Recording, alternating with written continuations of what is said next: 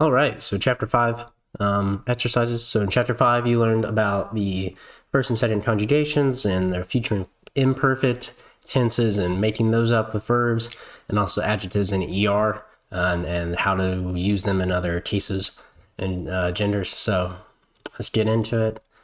Starting with number 7 from the exercises. So, poti weary de cura anime cogitabat. So, find the verb. Step 1.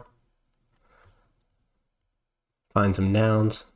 Weary, poti weary, we've seen plenty of times before. There's 2 more nouns. We have a preposition here. Preposition which states the ablative.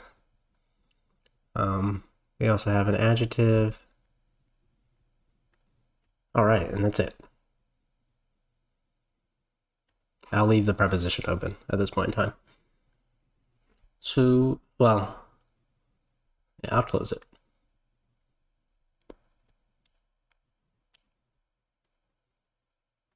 Okay. So starting with the verb, we have cogita bont. So that comes from cogito, cogitare. So we dropped an re and we've added a bont. So this is different than your future. It's not bunt, it's a bont. So pulling to the verb chart here, you should see that. Now we're operating this kind of middle leftmost columns. So we dropped re and we've added bont. So you should see that that makes us third person. Switch to red again. Third person, plural, imperfect. So imperfect tense is he, she, it was doing something, right? So not I went to the store, but I was going to the store. Not I wrote the sentence, but I was writing the sentence.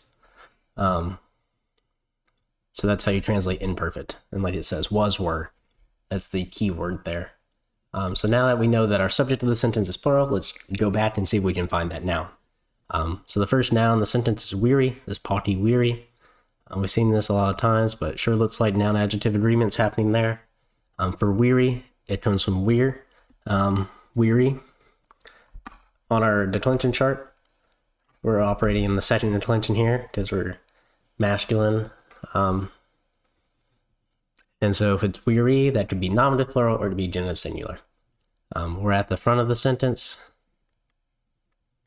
and we have a plural verb, so it's a good indication that we are just nominative plural masculine.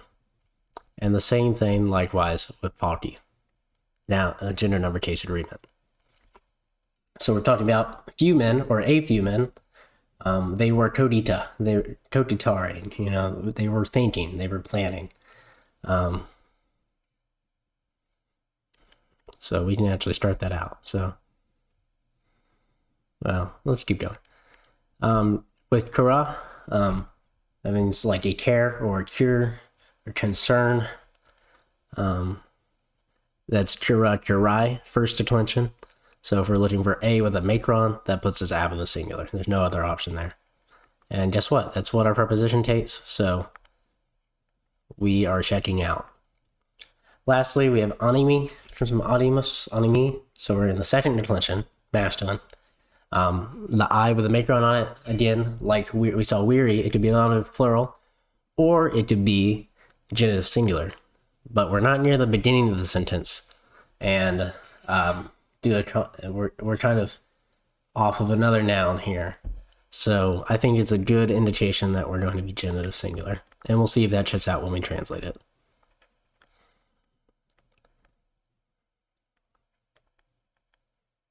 That's of, right? So piecing together everything that we have done so far.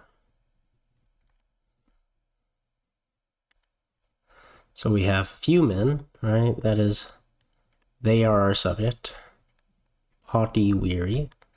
Few men, codita bont. They were, not are, were considering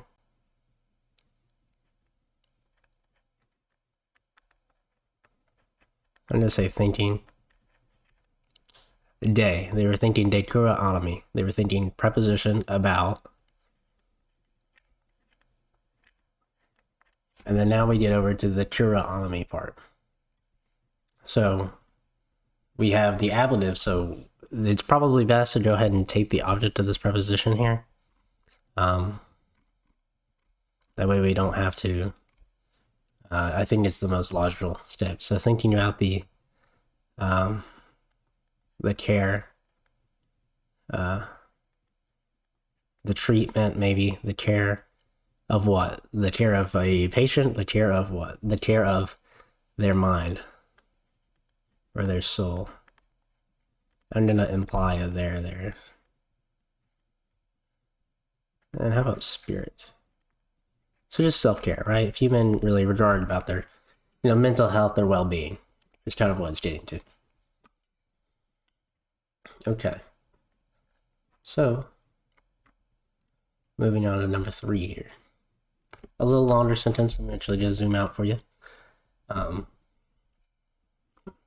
Pericula belli non sunt pava, sed patria tua te vocabit et agricolae adiuvabant. Forgive my pronunciation. But longer sentence here, and kind of 2 parts divided by a conjunction. So let me go ahead and put our little divider up. Also the comma. Starting with this side, we have sunt.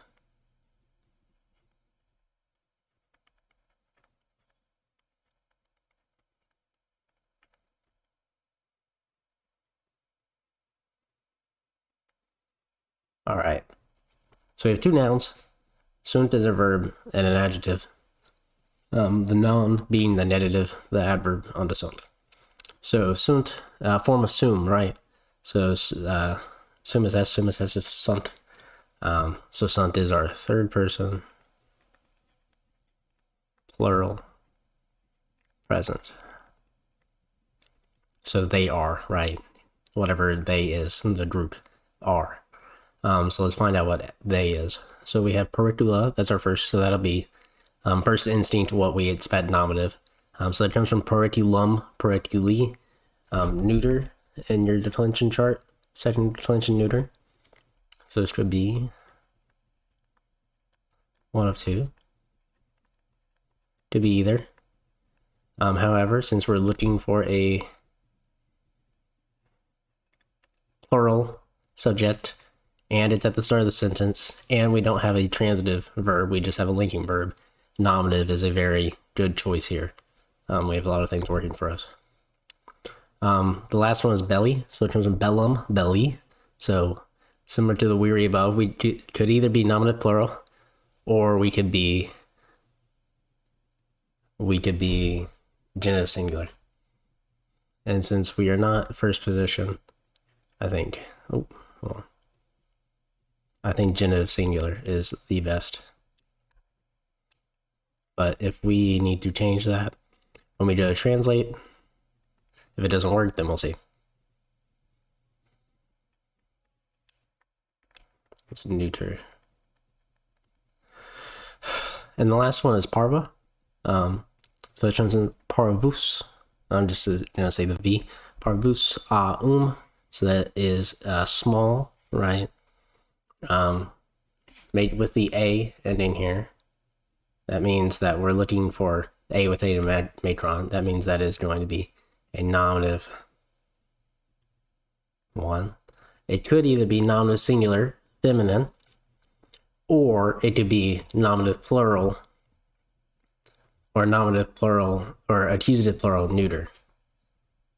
And since we have the linking verb sunt here, we have a nominative plural, pericula, with an A. Our noun adjective agreement would suggest nominative plural, neuter.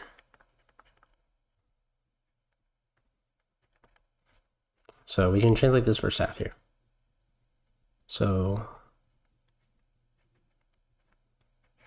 the dangers, the perils, that is pericula, right?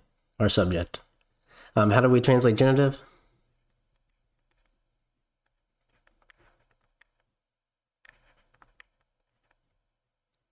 and they are not parva. They're not small, minimal. All right, so that's the first half. We have said in our second half. That's leading us into the second half of the sentence. It's like et, but instead of and, we say but. And now we'll sap the rest of the sentence.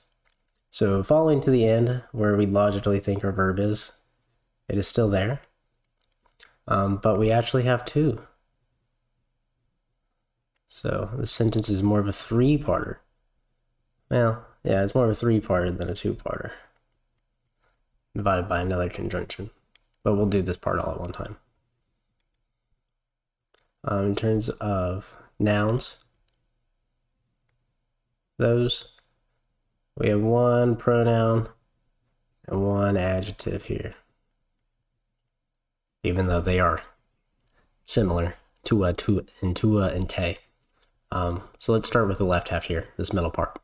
So, but, wokabit, so that comes from woto wokare, so that's first conjugation. So we drop the re, we add the bit. So if you go to your verb chart, again in the bottom left area, you'll see that bit corresponds to a future tense, singular, third person. He, she, it, will, right?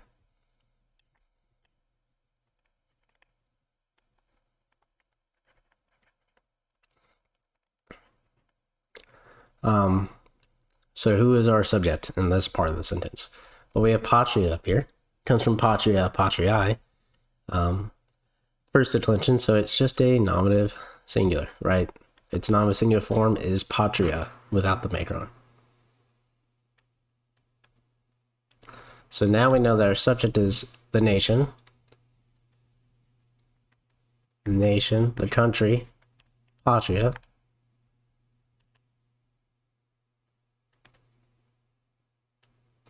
What is the nation doing? It will call you, not is calling you, but we're in future. So it will call or summon, right, to call up who. And now we're looking for something in accusative. And the only thing that fits here is this te. This one you'll have to have memorized or reference your personal pronoun chart. So if you look now in the kind of middle top area, you'll see tui, tippy, te. So that means it could be accusative or ablative, but we're searching for a direct object, and this is the one that fits the bill and makes grammatical sense when we translate it. So the dangers of war are not small, but the nation will call you, but not the nation, sorry. I skipped over that. Your nation, from the tua, patria tua. It'll make more sense why then we have you as the subject, but your nation will call you individually, will summon you, and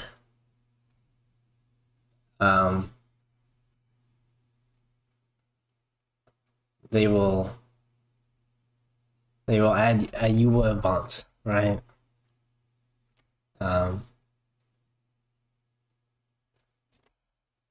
They will call you and agricolae ad you a bont. So let's just define this verb here, right? Let's scope it out. So we have bunt.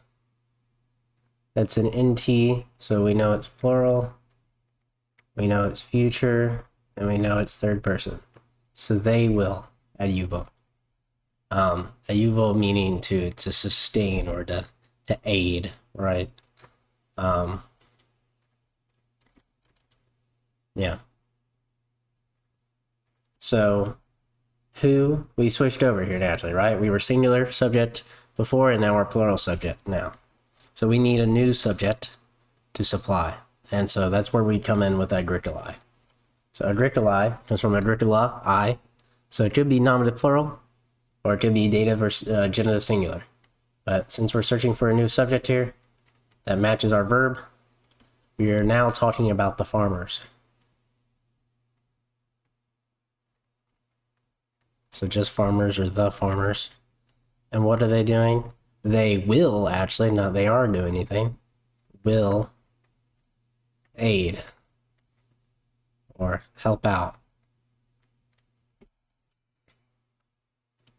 And it's kind of like an as well. All right. So the last one here, we have propter rom in culpa estis et cros poenas davitus. So I'm going to divide us up here at this conjunction. And we'll look to the left of that. We have our verb, noun, preposition, preposition, noun, preposition. So there's not much really meat going on here in the beginning. And to be quite honest, the only subject is we might just have to translate this linearly. So let's start actually from the left this time. So this is a preposition, which takes the accusative. So now we're looking for aram. Is that accusative? Well, it comes from ira, arai, as you can see in your vocab list in the bottom right here,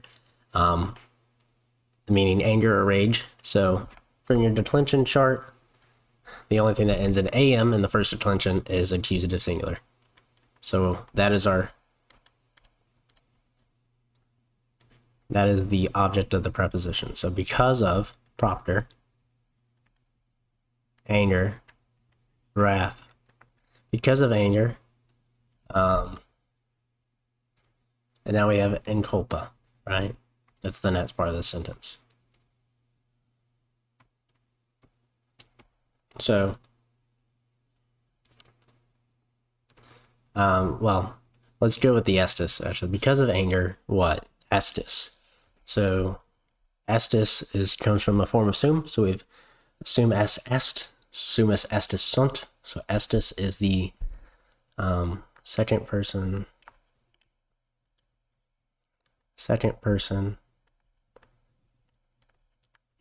plural present form of sum, right? So you are, y'all are, you all are.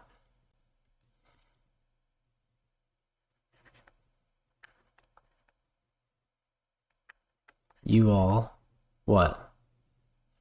You all are in culpa. It means in blame or on blame. It means like it means at fault.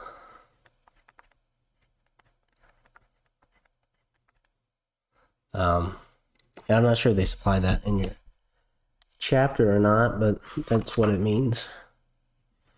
I'm checking right now for you. Yeah, at fault, on with blame. So you are at fault, and at davitus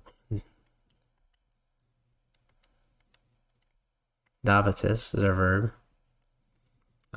So it comes from do, dare. So we dropped the re and added itis. So if we go to our verb chart, dabitus. If we're looking for bitus, you can find that in the bottom left. And we're keeping with the same theme of second person, plural, but switching it up now to future. Another noun and an adverb. So poenas, I think we may have seen that one. It means punishment. It's poena, poenai. First declension, so as from your declension chart gives you accusative plural. So and we'll just go ahead and throw the adverb is. So crass, if I procrastinate it, I put off to tomorrow, so it means and tomorrow, what will happen? You